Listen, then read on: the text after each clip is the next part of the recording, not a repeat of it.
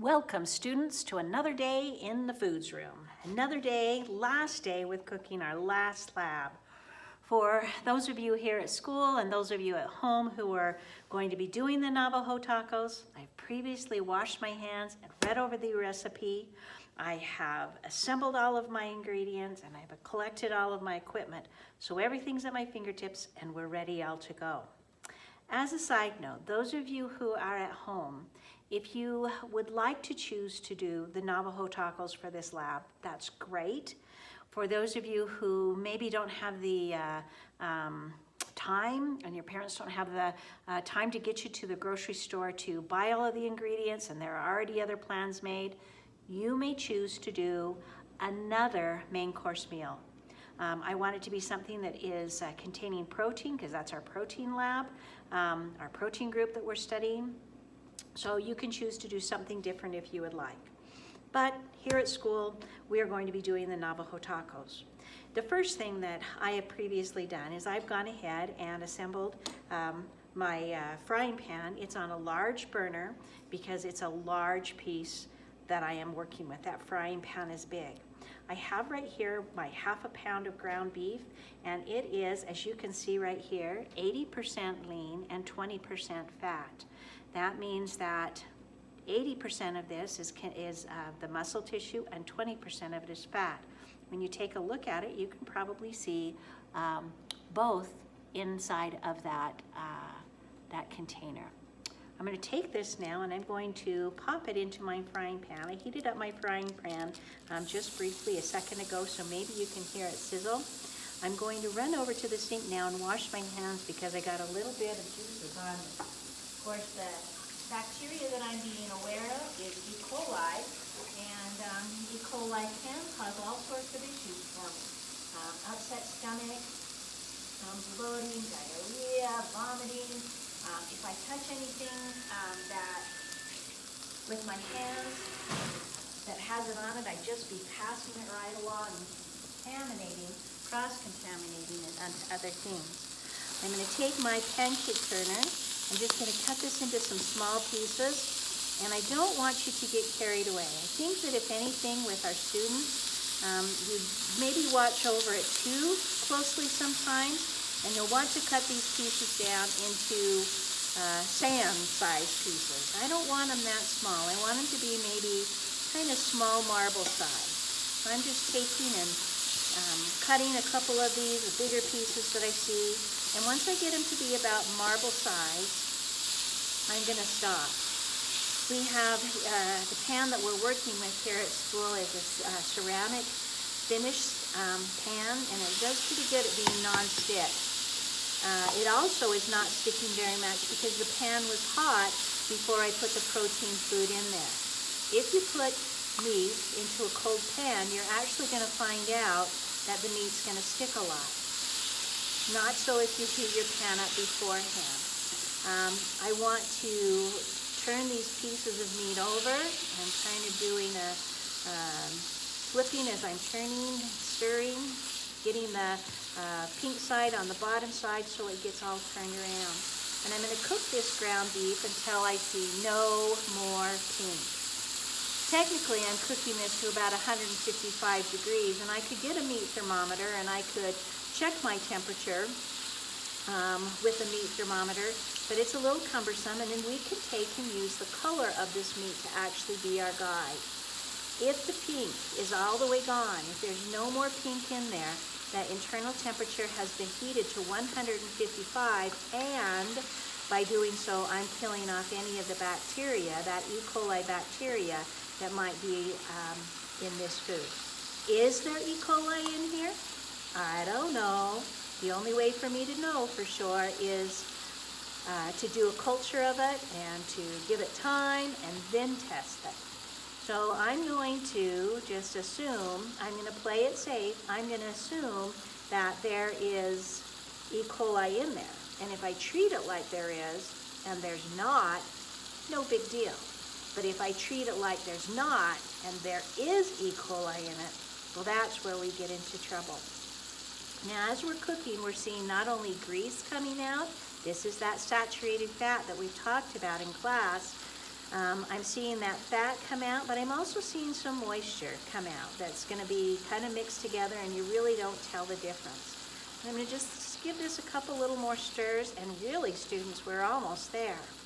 Again, I'm looking for no pink. I still have just the shadow of a pink in some of these. When I can no longer see pink on the outside of this hamburger, this ground beef, then I'm going to check to see if there's any on the inside. And the way that you do that is you find the biggest piece that there possibly is in your mixture right here, and you're going to cut it open. You can use a table knife, but I would prefer you use your pancake turner if your pancake turner is strong enough to cut through it. Sometimes with the silicone pancake turners, they're a little bit soft, and when they're that little bit of soft, then they don't quite cut through. All right, what do you think my biggest piece is? What do you think my biggest piece is? Maybe that one right there? Is that what you're thinking? Well, let me kind of clear things away so that we can get it special isolated. And with my pancake turner, I'm just going to take and cut that open. And I'm going to flip that over, and I'm going to look inside. You know what? It looks like maybe I could take and give it just a little bit longer. Again, it's just a shadow of a pink that I'm seeing. So let's give it one more minute, and then let's check another piece to see what we think. I'm not cooking this until I see brown crusties, because that actually is going to be taking and overcooking this ground beef. And when you overcook your protein foods, they become tough. They become dry, maybe a little more chewy than what you would want them to be. Okay, I think that's good enough. I'm eyeballing another big piece. I'm going with this one right here. I'm going to take this, again, I'm going to isolate it, and I'm just going to give it a little chop in half. That one broke all the way through. And I'm looking for pink, and it does not look like there's any pink inside. So my friends, we are good to go, and I'm going to turn off the heat on my cooktop. Now, step number 2 on here says that we need to drain this fat off of here. Again, this is a saturated fat. Yes, it gives flavor, but it's not something that I want to have a lot of in my body. And where I've got other things that are going to give me flavor on this, I'm going to take and drain it. So I'm picking up my pan. I'm kind of squishing. Can you tell that? I'm kind of squishing that meat just a half a titch to get some of that grease down below. And then I'm going to take if I had a pan or a can that I was going to throw in the garbage can, I'd do that. I'm going to give you one of these Pyrex dishes, which are heat resistant. They're not going to break if all of a sudden I put something in it, not going to melt. And I'm just going to take a larger spoon, and I'm going to spoon this up and pop it in here. I do not want you putting this grease down the drain, because when this grease gets cold again, it sets back up. And if it sets up inside of your pipes where your water's draining out of your house, oh, you can have big time troubles with plugged drains. All right? So we've gone ahead and cooked that ground beef. Again, I don't see any brown crunchies on it. It's just perfect. My instructions tell me that I'm going to put this in a bowl. So this is one of the cereal bowls that we have here in class. She's going to use this same bowl. Scoop this in here. These are all the ingredients that become a part of my taco. All right?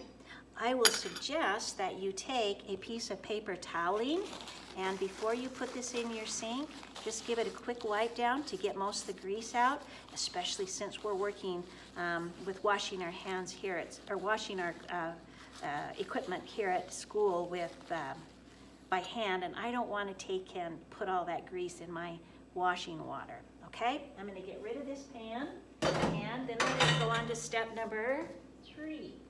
Step number 3 says to put some oil into a second skillet. These at school will be already in your kitchen, and you can go ahead and warm them up. However, don't get them too hot too quickly. Let me come back here for a half a second with this. You're going to put this to the side, let it cool down, and here at school, you'll bring these back up to me, and I'll dispose of them. Dispose of the grease. I'll let it cool down. Once it's cooled down, I'll just put it in the garbage can. Those of you at home, you can do the same thing, or you can, like I said, put it into a can that maybe you've already used, and you're going to give it a toss. I'm going to put this to the side just for right now. All right, the next step says to add some oil into a second skillet over medium-high heat. And I've previously done that, and it's hot and ready to go. Then it says for each one of my tacos, I'm going to take a roll that's been pre-made, and I am going to stretch it out so it's super thin. I'm going to just use my hands. Can you use the rolling pin? Sure. But you can just use your hands too. These are kind of a rustic scone that we're making. And I'm stretching it so it's actually pretty big. It's bigger, maybe I guess it's about the size of the palm of my hand. Make it bigger, because if you make it really little and you don't stretch it out thin, then it just becomes super poofy and it doesn't really quite work for the Navajo taco. Kind of like you're stretching it out for a pizza crust, or maybe you're stretching it out like a tortilla. We're gonna get that nice and thin, and then we're gonna put it in the hot oil. To check to see if your oil's hot enough, you can take just a pinch of your dough and pop it in there. And if it goes to the bottom and comes back up, this oil's very hot, it's been waiting for me. It's going to, the little piece of dough is gonna go down to the bottom, start giving off bubbles, and come back to the top. I'm gonna take this and lay this now in here. And I'm gonna do it very gently, and if the oil's hot, like my oil's really hot, it's gonna cook really fast. Takes just a few minutes because it's so very thin to brown. Be careful with that boiling oil. That bubbling oil can spit up onto you and burn you. If you're not careful, you'll get a burn. Take this now, Take this now with my tongs, and I'm gonna flip that over, nice and golden. And as soon as that's cooked on that second side, we're ready to pull it out and put it on our paper towel. You will do the same thing, and you can see I really can only fit one in here at a time. Careful not to punch too hard. You can see that's nice and golden. And then I'm gonna put that on my paper towel. You'll cook each one of your scones one at a time. I'm just gonna cook that one, and then we're ready to do the assembling. Before we do that, I have one last thing that you will do. I've already preheated my beans, and the beans that the recipe says to do are black beans or pinto beans. And this is actually a mix of 3 different beans that I got. I've got this one right, let's find one. That's a black bean. That's a black bean. This kind of red one is a kidney bean. See if I can pull, oh, that's a black one. A kidney bean, it's kind of red. And can you see that? And then a pinto bean is kind of browny tan. You see those? Those are all excellent sources of protein. And I will have heated these up in a little glass dish. Again, students here at school, you'll get yours in this dish. You can get a plate or a piece of paper towel, put it over the top, put it in your microwave to heat back up so everything's hot. And then we've got a whole bunch of things to assemble with it. I've got 2 other things I need to quickly do. I'm gonna cut this lettuce into shreds. They're probably about 1/4 of an inch thick. They're gonna be kind of lacy-like looks to it. And I'm gonna place this all in a bowl, and I'm gonna kind of separate it out a little bit so you can see the shreds. And the last thing I've got to do is my tomato. This tomato has a stem in it. The stem end's still in it. So I don't want to eat that stem end, do you? And then I'm going to take and kind of do a little V in there and remove it. And then for my cutting, I like to put the flat side down. And then I'm going to cut these into strips like such. Doesn't matter which way you do it. Keep your fingers curved, keep them out of the way. And then I'm going to go the opposite direction, cutting them into French fries. Can I call them that? Have them be tomatoes? That's a weird French fry. Well, let's keep those fingertips tucked underneath. We talked about proper knife cutting. Can be dangerous. Cut, cut. I'm getting these just in, I'm doing a very controlled chop, almost cubes with these. Are you a tomato lover? These tomatoes look actually pretty darn beautiful. And lastly, here we go, our last tomato. And get them into strips, and then I'm going to cut them across the way. Okay, keep them all about the same. Notice I'm never going up or along that blade. I'm always going the opposite direction. Then I've got all of these things all lined up. I've got my scone, I've got my lettuce, my meat, my beans, my cheese, which I grated without you watching. I've got some salsa, and I've got some sour cream. Now I get to take and assemble it. I'll take my plate, and we'll put in about 1/4 of the hamburger, because this is making 4 Navajo tacos. I'm going to put some hamburger. I'm going to put my lettuce in here. I'm going to put a little bit of those beans in there. Everything, remember, is 1/4. We're going to get a little bit of everything. 2 excellent sources of protein, right here and right here. I'm going to add on a little bit of, I think I'm going to do salsa next. I'll put salsa on the top of it. Yummy and delicious with your vegetables right there. I'm going to put in some cheese on the top of that, and then finally I can give a quick little dollop of sour cream. If you don't like one thing or another, do you have to have it? The answer's no. And then this, my friends, is a Navajo taco. You can pick it up and try to eat it like a taco, or you can get a knife and fork out and eat it there. Oh, don't you forget, Mrs. Wiscomb, don't forget some beautiful tomatoes. They're right underneath me, too easy to miss. And that, my friends, Navajo taco. Enjoy.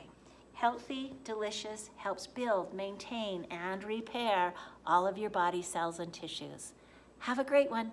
We'll see ya. Bye-bye.